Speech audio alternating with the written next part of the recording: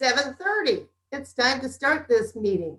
Welcome to the Summerlin Rotary Club. I'm Linda Davis, the president, and we are so pleased to have some guests with us as well this morning. We will introduce them in a moment, but Melissa Kaiser, will you please lead us in the Pledge of Allegiance? Good morning. Thank you, Linda. I pledge allegiance to the flag of the United States of America and to the republic for which it stands, one nation, under God, indivisible, with liberty and justice for all. Oh, thank you very much. And a special welcome this morning to our guests. And we have with us this morning James Sewell from Rotary International. He's part of the program a little later. Good morning, James. Good morning. Thank you so much for having me. How's everything in Chicago this morning? Well, I wouldn't know. I'm actually in Fresno, but I'd assume it's cold in Chicago. So this wasn't as hard for you as I thought it might be. That's great. Oh, no, not at all. This is perfect. Well, that's great. And let's see, who else do we have as guests this morning? Who am I missing? Oh, well, we have our speaker, Bruce, but he'll be introduced just a little bit later. So I guess actually it's all the usual suspects. So welcome, and we have a big program this morning, but we're going to start things off with a bang with a presentation by Eulalie Young. Oh, inspiration. Let's do that first. Never backed away from the hardest challenges because we're committed to a better, more equitable world. This year is no exception. Staying away from people and places we love in order to keep them safe. And despite the challenges, your generosity continued. Your donations provided more than $7 million to fund coronavirus relief projects in communities worldwide. And thanks to you, citizens of Kigali, Rwanda have their first public library. Women in rural Costa Rica are enriching their communities through social entrepreneurship. At-risk kids in Puerto Rico have an artistic outlet to heal their emotional traumas. Rotary and its partners have reduced 99.9% of polio cases worldwide.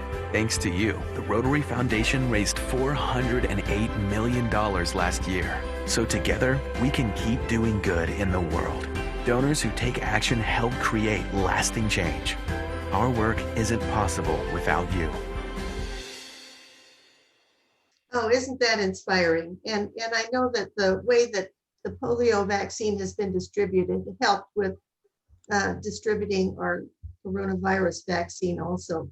Eulalie Young, would you like to make our presentation this morning? Okay, I am presenting something to James Sewell. Is that right, James? You got it muted. Okay.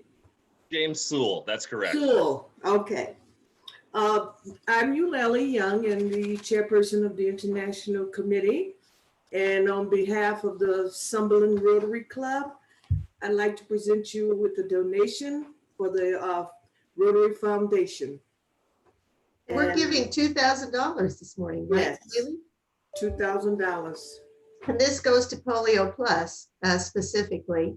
And we fundraised part of that last year through an aviators game that we all attended before I started my term, actually not last year, but the year prior. And would you like to say a few words, James, about Polio Plus and also the Benefactor Society? Absolutely. Well, first and foremost, thank you again for inviting me to join your group this morning for a bit. And a heartfelt thanks to everyone that contributed to make this wonderful contribution to Polio Plus. As you all know, Polio Plus is the number one priority of the Rotary Foundation and Rotary International.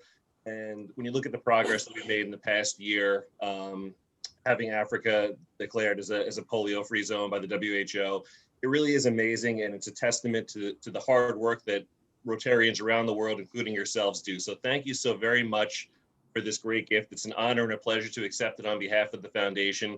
Linda, I know we chatted a bit yesterday. Evanston is a bit behind in terms of some of their gift processing just because of some COVID-related issues. in the area, but rest assured that will be applied towards your club goals. And as soon as that's done, I'll certainly let you know. Oh, well, great. We appreciate that very much. And I also, the way I got acquainted with James is when I became a participant in the benefactor and bequest societies. So I've asked James to also speak about those this morning. And before you start, who on the screen this morning is already participating in that program? So you can see that a few of us are. There are several who are not on the call today who are also participating. So take it away, James. Excellent. Well, once again, thank you all for considering the foundation and Rotary International as part of your legacy. It's truly appreciated. So for today's talk, I'm going to keep it probably to about 5 minutes and a very high level, just because any gift is a very personal experience, but especially when you're considering a legacy gift, I think that's even more so. So what I'll do at the end is drop my contact information in the chat box. Linda has my information. If I've said something that piques your interest, if you have a question, if there's something specific you'd like to know about, please feel free to reach out to me and contact me, and we'll get you the information that you need. But in general, I found that in my time with the foundation, bequest and plan gifts, it's one of the more popular giving vehicles for Rotarians. And a big reason for that is not everybody has the resources to make a gift right now. But this is a gift that can be very impactful for the foundation and its mission on the road, and without affecting your bottom line. I'm working with a Rotarian in California right now on a gift, and he kids that I'm not going to spend my money, I'm going to spend my kids' money. And it's kind of funny, but it really is. I mean, it's kind of a funny thing when you think about it. So, but it's actually surprisingly simple to leave the foundation as part of your legacy. And I think that probably the simplest way to do that is for an individual or a couple to make a provision within their will or trust, naming Rotary as beneficiary. We can also be named as a beneficiary of an insurance plan or retirement plan. Those last two options, that's something for folks to consider, where you won't have to make an adjustment to your will. I know that's not always the easiest thing to do. And I know when I think about my estate, it's something that, well, I want to make these changes and I just never get around to doing it. So naming the foundation as a beneficiary of an insurance or retirement plan is a pretty simple way to get around that. We can transfer ownership of a bank investment account automatically. There's so many different tools that the foundation can use to help Rotarians meet whatever their philanthropic goals might be.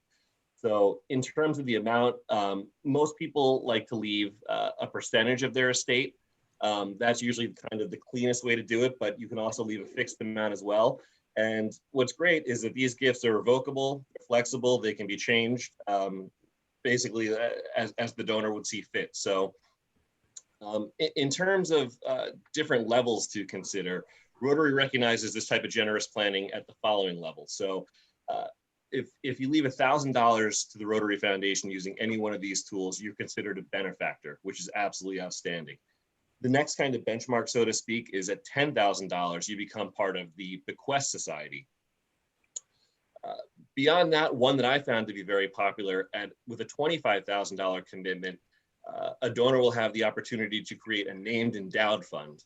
And people really seem to like that because it offers a donor a chance to honor their family, their loved one, whatever they'd like to name it after, an organization.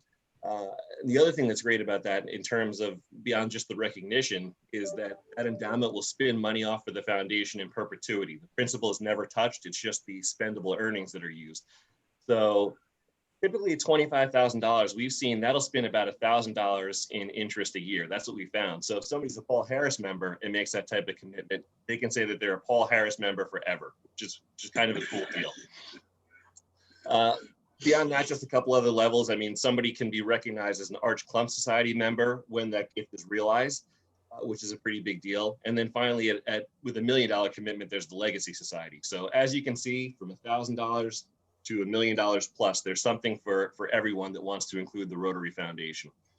And James, Melissa Kaiser, who runs the Discovery Children's Museum, made a comment in the chat that a planned gift to charity also helps reduce estate taxes. So it helps your kids. Absolutely.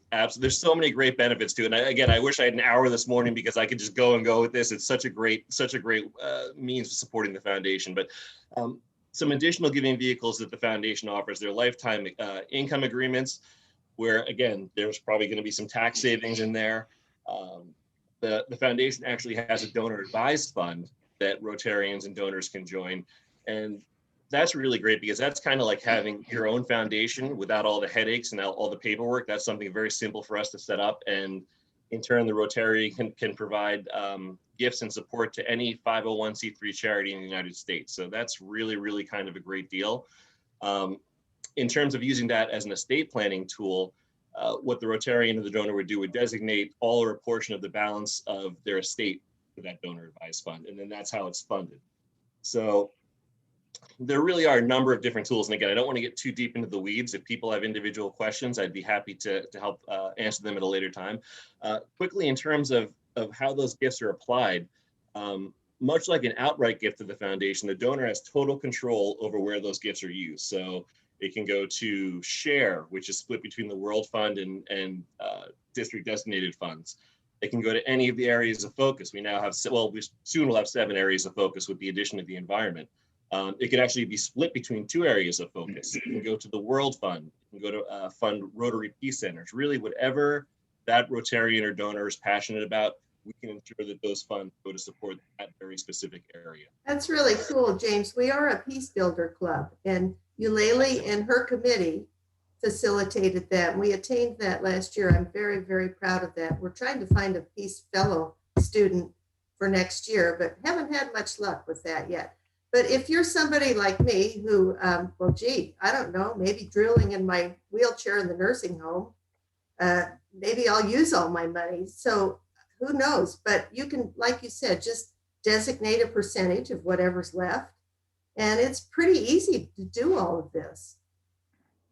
It is. It's incredibly easy. And like you said, there's certain gifts that are irrevocable. So if it's a lifetime income agreement, obviously that's something where you can't change your mind at the 11th hour and say, oh, I don't want to do this anymore, a donor advised fund. But basically outside of those 2 giving instruments, anything can be changed, anything can be updated and altered. So it's not like, I'm not gonna come knocking on your door one day and say, well, hey, what about this great conversation we had back in March? Come on, you guys. So it is really kind of a low pressure way to give. So, and I've just a couple more points I'll touch on quickly. A big question I get is why the Rotary Foundation? Now, obviously, everyone here is a Rotarian. I'm a Rotarian. It's something that we're all very passionate about. So it makes sense that those values and goals are aligned. But beyond that, something that's very important to us as an organization is Charity Navigator, which is an independent auditor of U.S. charities, has recognized the Rotary Foundation with a 4-star rating for 13 consecutive years. And that's the highest rating that they give. In fact, only 1% of charitable organizations in the US have received their 4-star rating for 13 years in a row.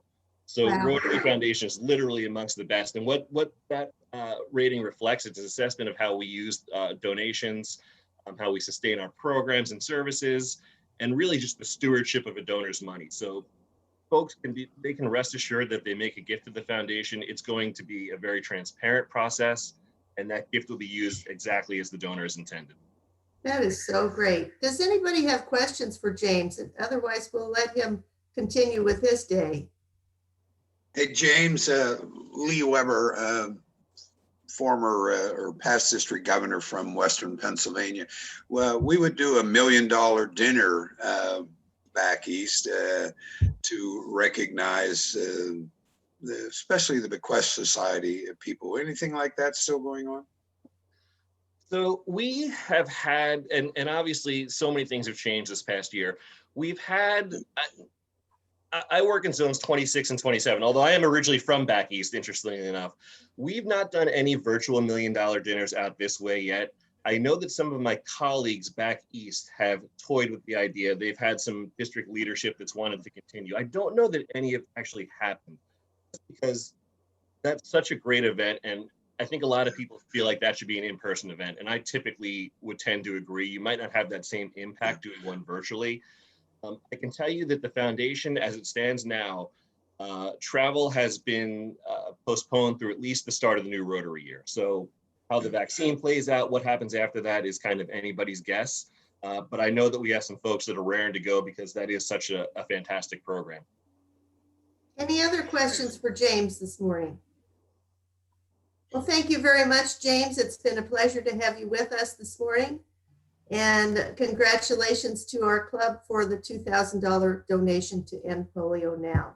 It's still a big project. Let's move on to one of the highlights of the meeting this morning.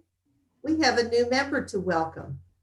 And Raquel Lohman has been proposed for membership by Melissa Kaiser.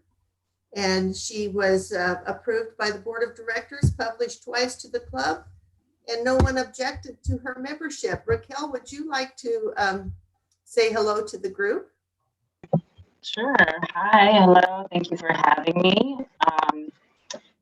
I'm very excited to be a part of this group. Not only do you, I'm a very good friend of Melissa Kaiser, and she is, I think, one of the coolest people I know in all of Las Vegas.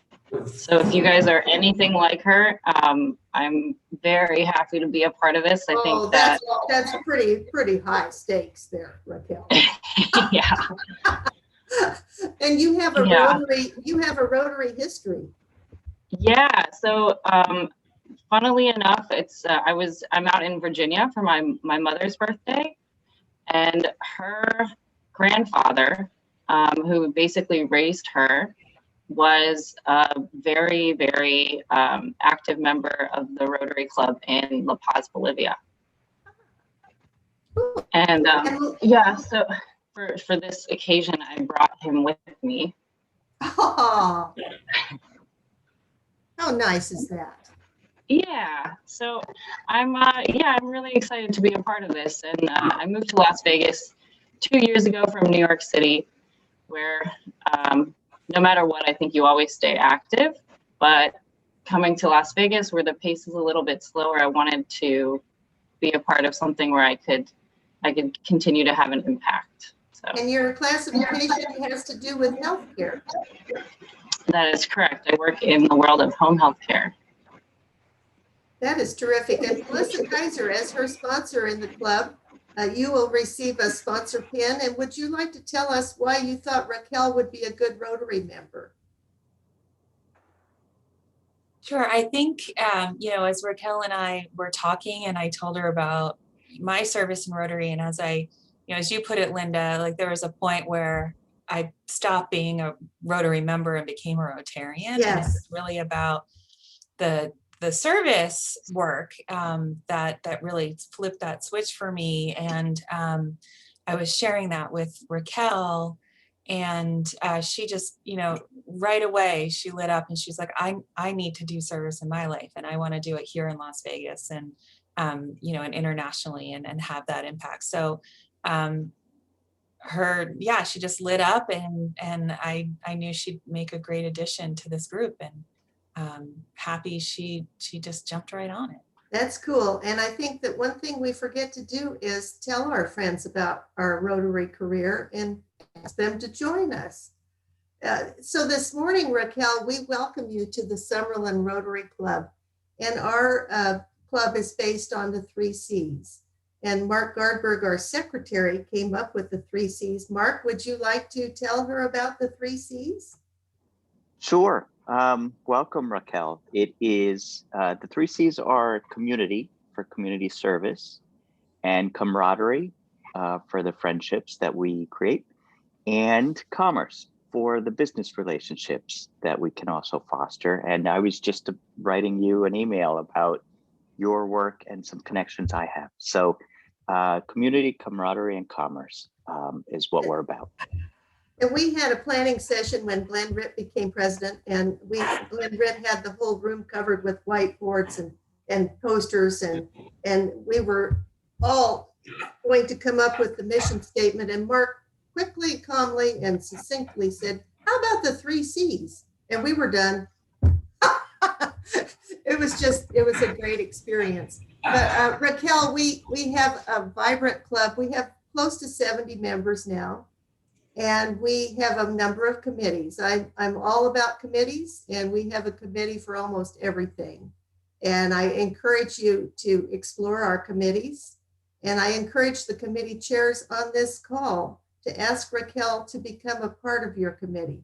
because she has a lot of different skills. I saw a little bit of surfing on your application. I saw some coffee on your application. So I think that you'll enjoy this group because we're very, very diverse. Let's all welcome Raquel to the Thank you. Rotary Club. Thank you.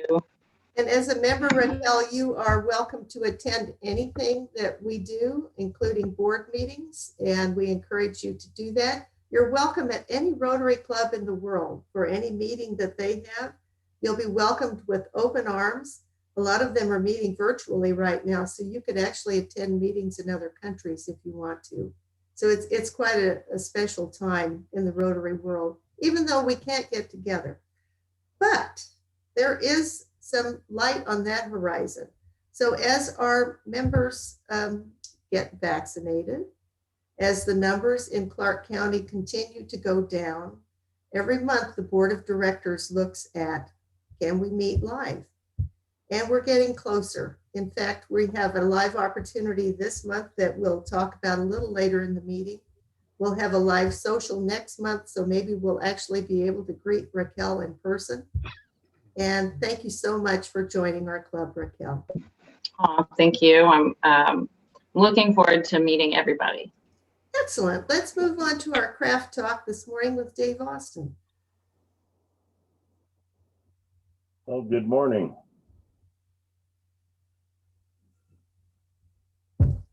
Good morning, Dave. Oh, okay. Wasn't sure where we're going there. Good morning, Dave Austin, National Cost Recovery Services. You know, we're an expense reduction consultant. And whereas we used to look at 12, 14 different expense line items, major game changer with a new vendor partner, and now we're looking at expenses, all expenses, using a $6 trillion data lake to evaluate. And Michael, I think you've got a video set up for us to run. Can you do that for me, please?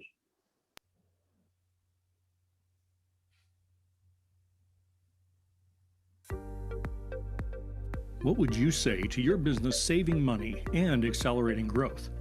More than ever, as a business operator, using the resources that you have wisely means not overpaying for those vital business expenses that keep your company moving forward. But ensuring that you're optimizing your savings across every expense category can be a daunting task. That's where our optimization solution can help.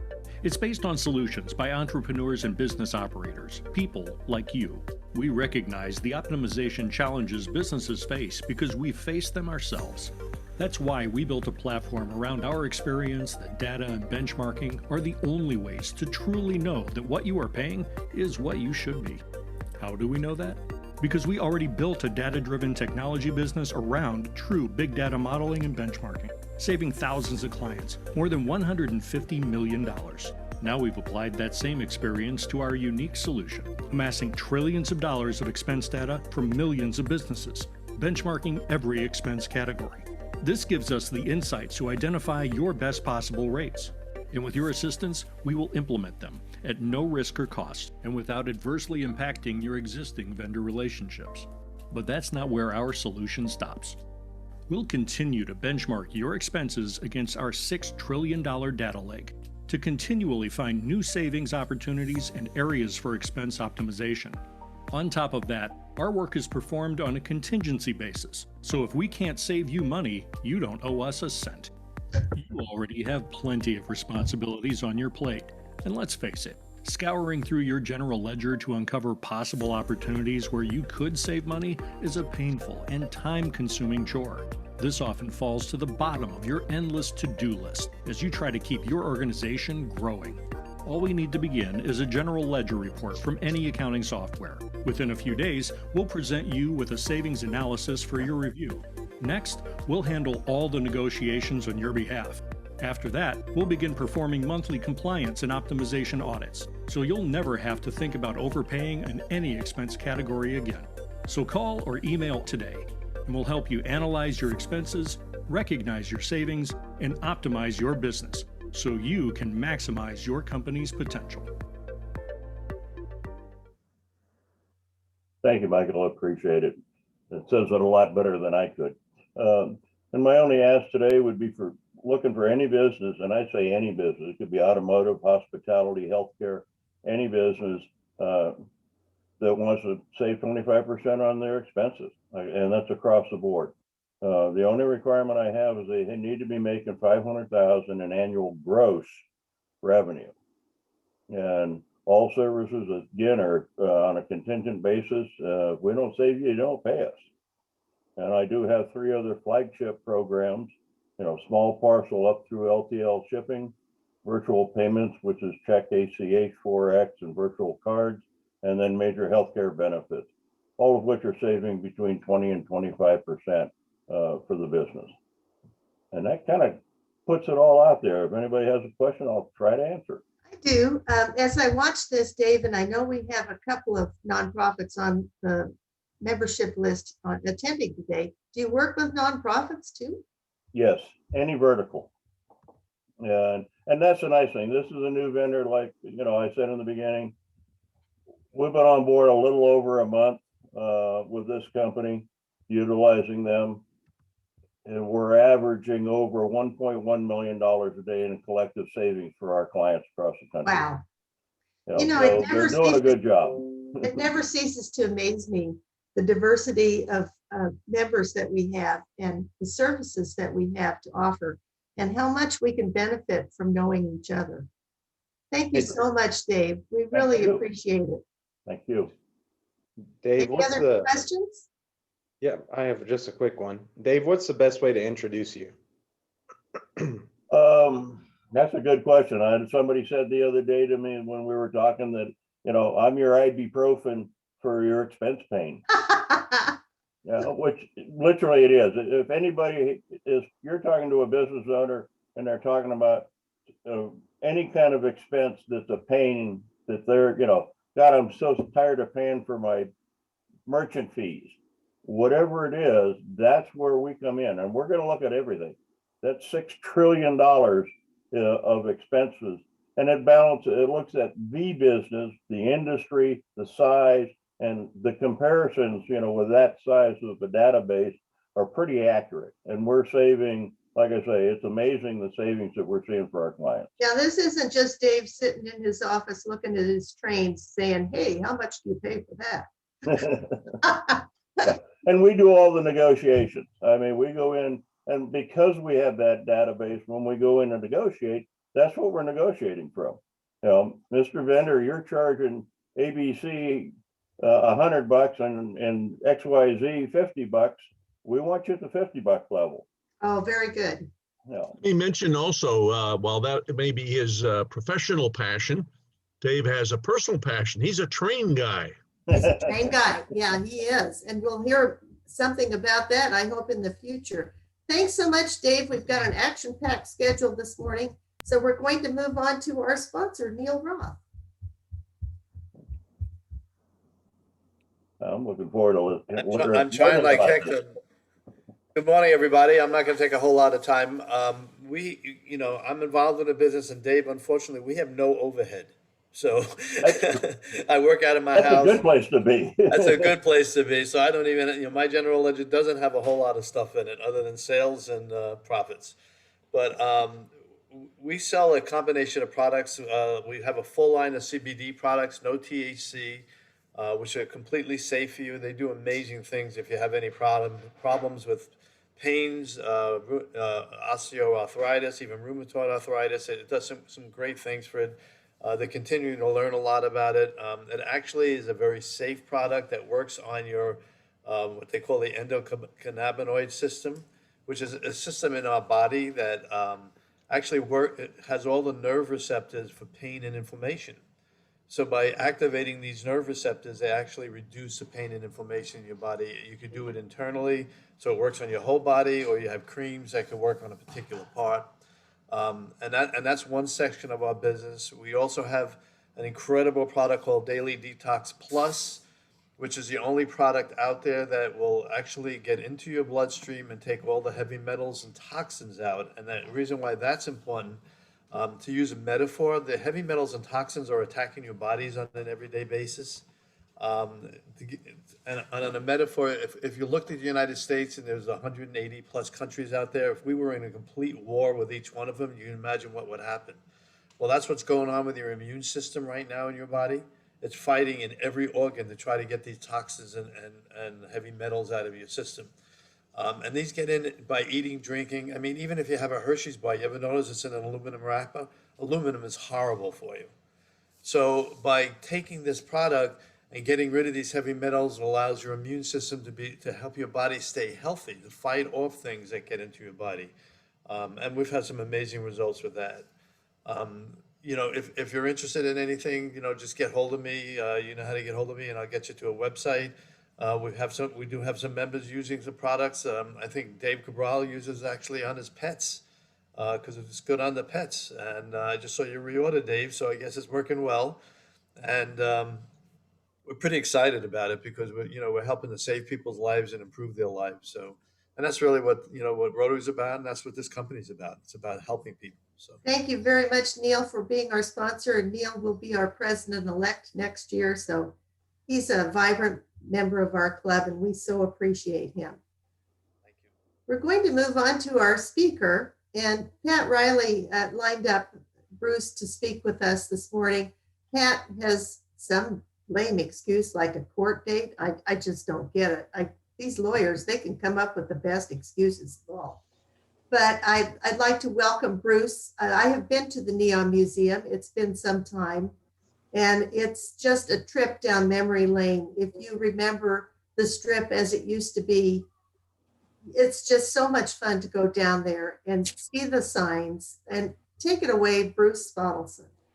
Thanks very much, Linda. I'm hoping that you can hear me and that my Yes. presentation is ready to go and all that sort of stuff. I am currently acting executive director of the museum. I'm normally development director, and I'll be coming back and asking you for money someday soon. I'm flattered to be speaking to a club that Melissa Kaiser belongs to. In many ways, she sets a standard for museums, in my opinion, for sure. And hello, Melissa, and I'm impressed with what you've done. I'm also glad to be speaking to Rotary. You make our world a better place. Your service before self motive is really wonderul. And guess what, Bruce? We're accepting members. You're accepting members. I was a Rotarian for about 20 years or so, and I'm very familiar with the four-way test. I want you to know I subjected the following presentation to it, and it seemed to pass. So if we could go to the first slide, we're going to move kind of quickly here, but I've got to give at least one nod to science. Neon is an odorless noble gas with about 2/3 the density of air. George Claude discovered neon, at least that's who we give credit to, in 1907 when he ran an electrical current through neon-filled tubing and it lit up the tube. That's him on the left with his electrical engineer. These guys really dressed up for their experiments. And of course, pretty soon with the profit motive in mind, they began making neon lamps. Neon emits a bright reddish orange light, and that light and the malleability of neon tubing helped make it very popular for 20th century science. Next slide. The use of neon exploded nationally during the 20s and 30s as a complement to Art Deco and modern styles of the era. Like those styles, neon steady glow symbolized modern times and progress. And the quick expansion of neon in the US can be seen in the growth of motels along the roadways. Next slide, please. We all know our local reputation as an urban entertainment destination began to grow in 1931 with the construction of the Hoover Dam. And in the 30s and the 40s as well, neon signage was affordable to all types of businesses, partly because of good old-fashioned competition among sign companies. But in the 50s, neon signage began to reach new heights. And by the 60s, it clearly was associated with Las Vegas and its image. This photo of Fremont Street facing west is from the 50s when local neon was in full bloom. Many of the early signs actually were owned by the Young Electric Sign Company, which leased them to businesses. Next slide. In 1957, Sputnik orbited the Earth, which ushered in the space race and actually inspired the theme of the Stardust Casino Hotel. In 1958, the Stardust new signage became the most massive sign on the strip. And of course, it really set a precedent. The building was itself was just a conglomeration of short boxy buildings. So the designer covered it all with one giant sign with 11,000 bulbs and 7,000 feet of neon. You could see it from 3 miles away. And that lettering came to be called the atomic font. Next slide, please. Kermit Wayne also designed this signage that was first switched on. He designed the signage that was first switched on in 1961. As you can see, he wrapped the entire first floor in neon and created the bullnose piece on the corner. The sign essentially transformed the Golden Nugget building into its sign. The Golden Nugget sign displayed its name in the year 1905 as a salute to the beginnings of Las Vegas, rather than to the casino itself. This was, of course, a major sign that helped transform the Fremont into Glitter Gulch. Next slide, please. This is the lobby from the La Concha Motel, which serves as our visitor center at the museum. La Concha, of course, means shell, and the design certainly reflects that. The La Concha was originally constructed in 1961 next to the Riviera. The project to save the La Concha building grew national attention, and it was finally brought to the museum and reassembled in 2008. The transport of signs, let me just say, is a rather expensive and delicate undertaking. It's really its own topic. Next slide, please.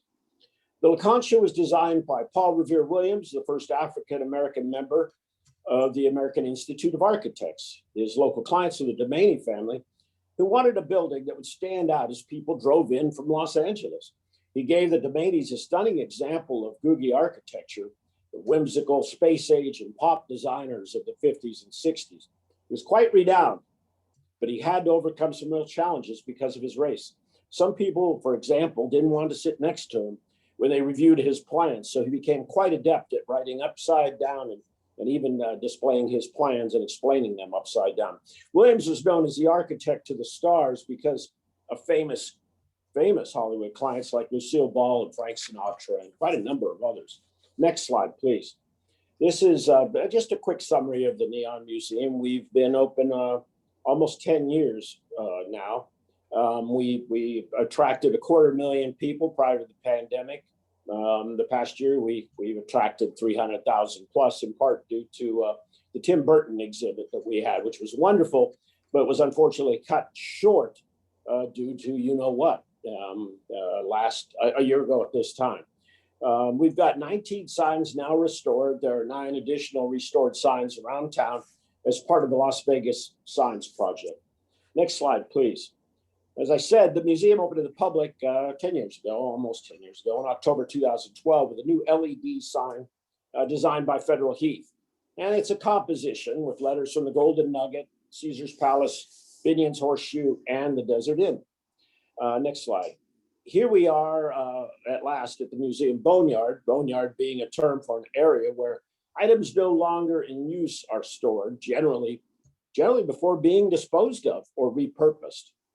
Today, all the rescued signs in our boneyard are arranged so visitors can enjoy their artistry while discovering the history behind them, thanks to tours conducted by our interpreters and an online guide. Next slide, please. Some signs are quite large, like this one from the Hard Rock, from the old Hard Rock, which we added in 2019. It brought back memories for a lot of folks, and we received strong support nationally, internationally for its restoration and relocation.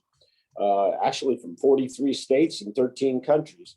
It cost about $300,000 to move, restore, and install. We consider this a crowdfunded success. Next slide, please. About a quarter of our collection was donated by the Young Electric Sign Company, YESCO. As you may have noticed, our collection is not all hotel signs. A number of industries are represented. So they recall all sorts of irreplaceable memories of Las Vegas and reflect various chapters in our local history. Next slide. For example, one of our most popular signs isn't hotel or gaming related at all. It's from Ugly Duckling Car Sales that was located on the East Fremont in the 1990s. By the way, I have a costume, which I'll be glad to trot around at a Rotary event if you wish. An Ugly Duckling costume. You'll be sorry you said that. It's a real showstopper, Linda. Next slide, please. Sign interest and acquisition is guided by our collections committee, which is comprised of our board members and professionals we have on staff. Research goes into each sign we consider. Our curation professionals take their work very seriously. Next slide.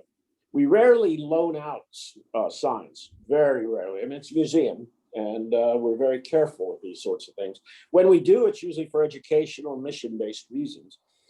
We do participate in the Las Vegas Signs Project, a partnership with the city and with RTC. The Caballero on a Palomino, which I refer to as Horse and Rider, from the Hacienda Hotel, was designed in the mid-'60s by Buzz Lemming.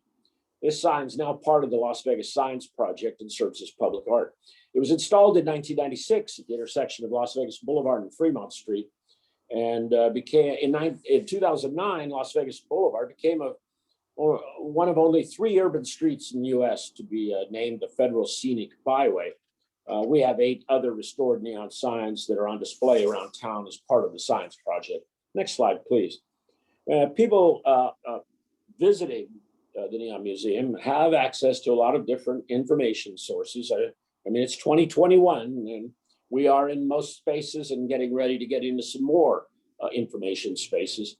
We offer a lot of ways to learn about Las Vegas signage. All of our staff here adhere to ethical guidelines, best practices, and general museum and collections rules. And we're very careful in our presentations to visitors. Next slide. Although we make history and information easy to get on self-guided visits, we also give lots of tours, particularly during the past 9 months. It's been basically, we've been doing tours because we can manage the crowd size better. We actually relied on tours. The museum is obviously beautiful at night. In more normal times, we also offer school tours. This group of 4th graders is from Hewitson Elementary, and they're being introduced on the right to the pool player, the giant metal sculpture that once sat outside Doc and Eddie's pool hall, which was at Spring Mountain in Arville. Next slide, please. In normal times, we manage a number of community and outreach programs, including lectures and lifelong learning opportunities for all ages, really.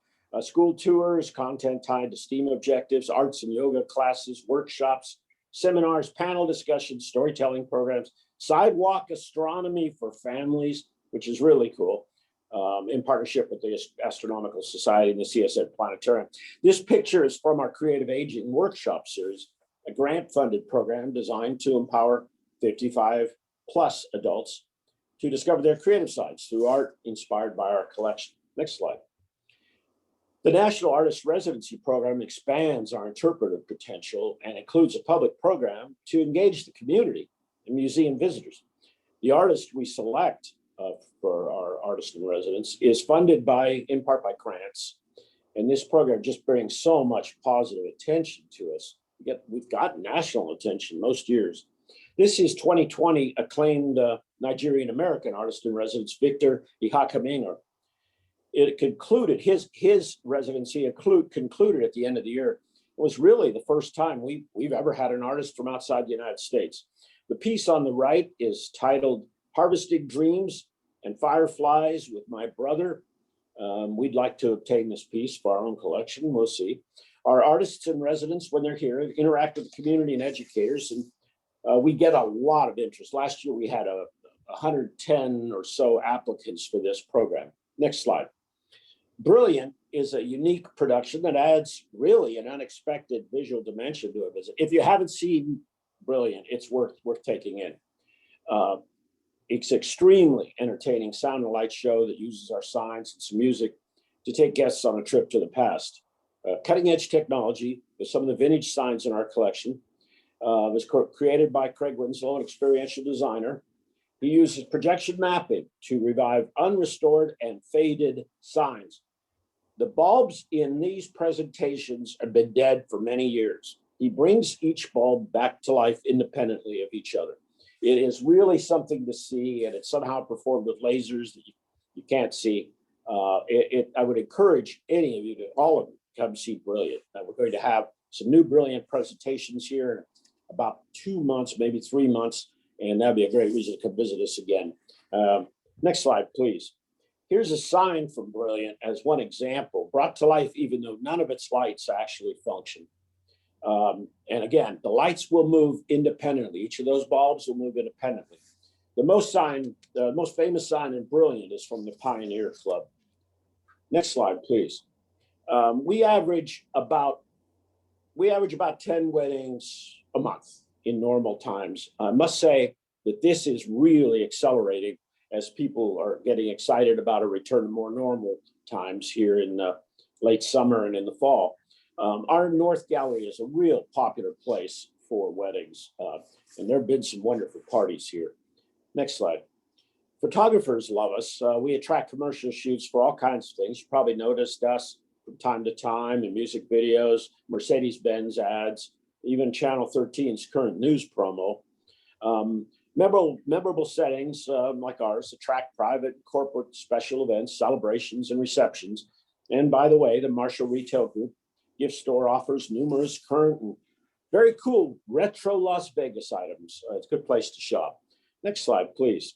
Our collection, of course, also includes smaller artifacts related to Las Vegas properties. These items like the pins, postcards, matchbooks, pens, posters, and so on. Here you can see a few. Mr. O'Lucky, the mascot of Fitzgerald's Hotel and Casino. It's vase from sometime in the 90s. A large fiberglass version was once at the corner entrance to the property next to a rainbow and a pot of gold, for those of you who remember. We had things like $1 tokens from the Lady Luck, O'Shea's Showboat, and the Silver Saddle Saloon. Lots of stuff that we hope to put on exhibit in a new location. Next slide, please. We were very fortunate to have had this fellow connect with us. It's filmmaker Tim Burton. Beetlejuice, Planet of the Apes, and Batman, Edward Scissorhands, and a whole long list of films and videos, books, all kinds of stuff. We played host to a special exhibit, as I said earlier, late 2019. It was a transformative event for us. It brought an interesting crowd from around the world, and he turned out to be a very gracious artist. Really spoke to the visitors and connected with them when he was here. We really thought we'd have about 400,000 plus visitors, but as luck would have it, the pandemic cut that short. A grant from the Ingolstadt Foundation helped make this exhibit possible. Next slide, please. This is a Google Maps view of the Boneyard location. That's us there on the right where that blue-green dot is. We're immediately south of Cashman Center in the area known as the Downtown Cultural Corridor. There's no room left at the La Concha Visitor Center. So we rent offices and a warehouse offsite for our staff and our more fragile items. We see a bright future for the arts in this neighborhood, though, in part because of the changes we have planned. Slide. Before this year, before this year's out, yes, it's 2021, we'll begin restoring the Reed Whipple Cultural Center just across the street on Las Vegas Boulevard, just across the street from Boneyard. A building that was first constructed by the Church of Jesus Christ Latter-day Saints. It's been unused for some years now. The city of Las Vegas has granted us the right to restore and occupy it. We plan to call this NE10. NE is the element symbol for neon, and 10 is its atomic number. And by any name, it will play a big role in our future. The city is also about to slightly reroute Las Vegas Boulevard at this location. And we're kind of excited about what the future holds here. Next slide, please. This new space for us will have galleries. This is the Reed Whipple building seen from, from the southwest. So up on the right, up there would be Las Vegas Boulevard. This space will have galleries, an event center, large event center, an education center, and classrooms. Education is very central to the mission of museums. We're looking at science and tech fairs and more school visits and student experiences. And of course, more indoor space, allowing us to put our staff in a single location and allowing us to offer more year-round programs and a lot more community engagement opportunities. Slide, please. One special benefit of a new location is an area that will enable neon bending demonstrations and workshops and glass bending classes. Slide. It'll be all in all NE10. It's a massive project. We got set back about a year because of you know what, and we're about to get back on track with funding for this. It's a significant step in downtown. We see it as a significant step in downtown development in the cultural corridor, and of course for us, it'll be a giant step, and for us and for the preservation of our history. Slide, please.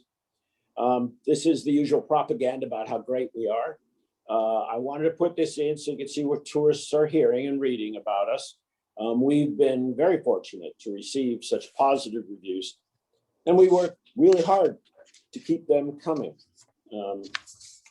Finally, I'll close with this. In November 2019, we welcomed our 1 millionth visitor, Nazare David, who's a local kindergarten teacher, and it turns out to be a frequent visitor. And we'll welcome you as well if you come join us some evening. It's my presentation. Bruce, One last look. Great, that's great. I said I've been down to the museum. I haven't been at night, but I understand that all the signs are lit, right? We have about 14 signs that are Not lit. with neon, but they're uplit. Oh yeah. Most sides are, yeah. We're just a really glorious place in the evening. It's very inspirational, which is one additional reason I want to get in that building across the street. We're located with our offices are located on the Review Journal campus, and it's just too far away from what inspires us. And our president-elect taking office in July just said we should do an event there. I totally agree. I think that would be fun, or maybe just a field trip as a club to take a tour. Certainly our school programs would benefit. We would welcome an organization such as yours, doing so much good work in our community and internationally. Oh, very cool. Anybody have questions for Bruce this morning? Oh my goodness, you just nailed it. Yeah, well, that's unusual. Hey, here's a question. I have a question. What are you targeting as your next acquisition?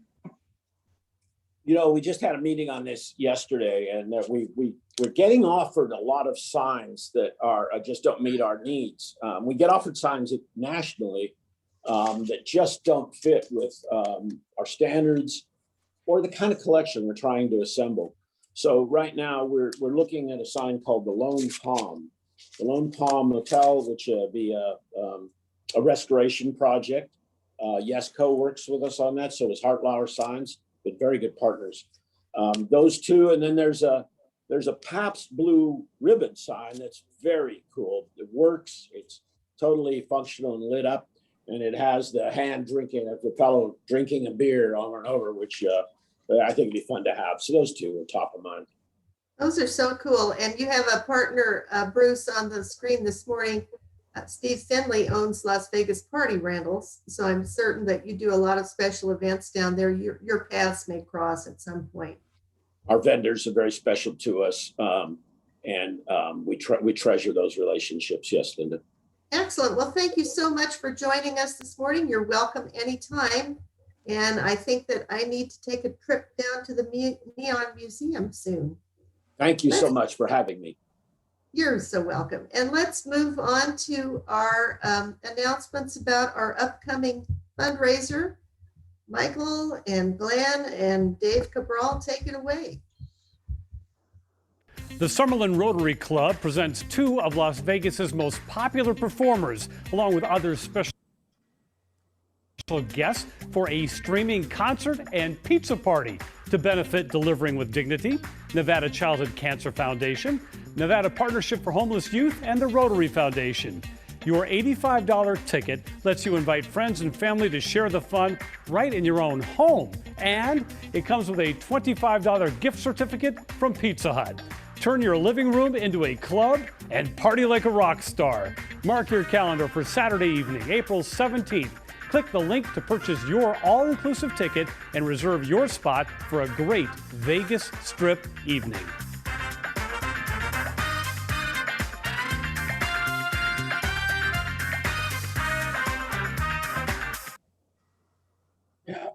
All defer to Dave Cabral and Glenn Ritt, who are chairing this wonderful event. Thank you, Michael. You've all gotten the email that you can send out and forward to as many people as you know, friends, family, all over the country. This is something that we can promote to anyone. It should be a fun evening, a chance to kind of escape to Vegas for an evening. We're promoting this throughout the district. Last night was a president's meeting, as Linda mentioned earlier. We're looking for support from the other clubs in the district. But please, this is the time to come together. This is our big fundraiser of the year. There won't be a Mardi Gras, and so we need everyone to kind of step up and really help us promote this so that we can have a successful fundraiser, so that we can have a successful year next year. This is the event that will provide the funds for all the things we want to do next year. And as of this morning, when I checked ActiveB, we're closing in on $4,000. What's the goal for this event? The goal for this event is 300 tickets from our members, plus whatever we can develop from the other clubs. And so it's more than $4,000. Oh, significantly more than $4,000. You know, the Mardi Gras nets us in excess of $20,000 a year. And so we need to get to those kinds of numbers. And this is an easy thing to do. You're not trying to peddle tickets to someone. This is sharing with your friends. And each household only needs to buy one ticket, and you can sit around and watch it together. So it's really, we think, a fun thing that can be promoted to everyone that we know. And so this is a time for everyone to come together. Excellent. Thank you very much. And we have a work project coming up on March 27th. Jill Branson, would you like to talk about our park cleanup? I would love to. Hello, everyone. We are going to be at Policeman's Park like we always are. And we're going to do the rose bushes and the cleanup. We're going to have some food, and it will all be individually wrapped, so no one has to worry about any issues. And also we're going to have Stavros Anthony, who will be there around 8 o'clock to talk to us. And I also wanted to talk about Silver Hills really quick. I did take a trip over there to Silver Hills and gave them some items and I have yet to put a picture out yet, for the healthcare workers. Some items that people had donated and some cards for them. Well, that's very nice. We're going to actually apply for a service project award from RI for the Dorothy Brown Hearts and Hands Project. And I talked to Gail Brown yesterday, and her mother is who we named this project for. And Dorothy has pneumonia right now, so keep her in your thoughts and prayers. Would anybody like to share some happy bucks this morning? Well, I would like to share happy bucks for our new member, Raquel, and for our guests, James and Bruce. It was a good meeting this morning. Thank you so much. Anyone else? Okay, then. Next week, we do not have a Tuesday meeting, but we do have the gathering on March 27th. That will be our next gathering. And everyone is welcome. Bring your friends, your pets, your kids. Everybody is welcome at this. And bring your mask along, but when you're out trimming rose bushes, you probably won't have to have it on. Neil Roth, would you like to lead us out with the four-way test this morning? Well, that would be great. The four-way test of the things we think, say, and do. Number one, is it the truth? Two, is it fair to all concerned? Three, will it build and better friendships? But Or will it be beneficial to all concerned? Thank you all for attending. Have a great week. You too, Linda.